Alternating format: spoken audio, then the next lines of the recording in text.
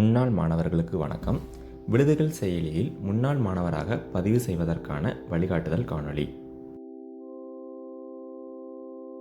முதலில் Google play ஸ்டோரில் விடுதிகள் செயலியை பதிவிறக்கம் செய்ய வேண்டும்.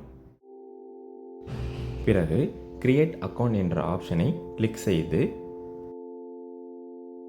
பிறகு தங்களது இமெயில் மூலம் பதிவு செய்வதற்கு ரெஜிஸ்டர் வித் கூகுள் என்ற ஆப்ஷனை கிளிக் செய்து தங்களது இமெயில் முகவரியை தேர்வு செய்ய வேண்டும்.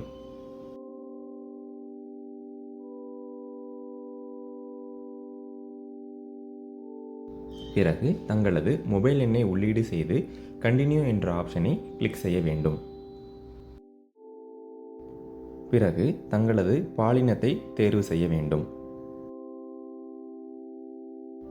பிறகு தாங்கள் பயின்ற அரசு பள்ளி அமைந்துள்ள மாவட்டத்தின் பெயரை தேர்வு செய்யவும்.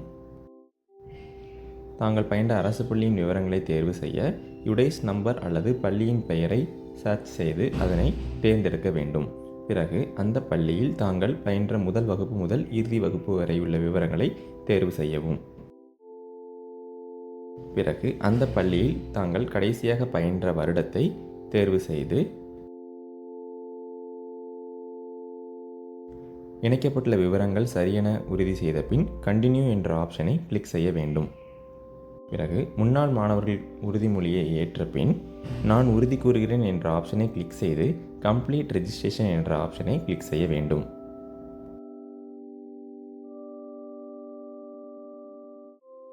முன்னாள் மாணவராக பதிவு செய்த பின் செயலியின் முகப்பில் முன்னாள் மாணவர்கள் சார்ந்த விவரங்கள், முன்னாள் மாணவர்களின் பங்களிப்புகள், பள்ளி தூதர்கள் போன்ற விவரங்கள் உள்ளது.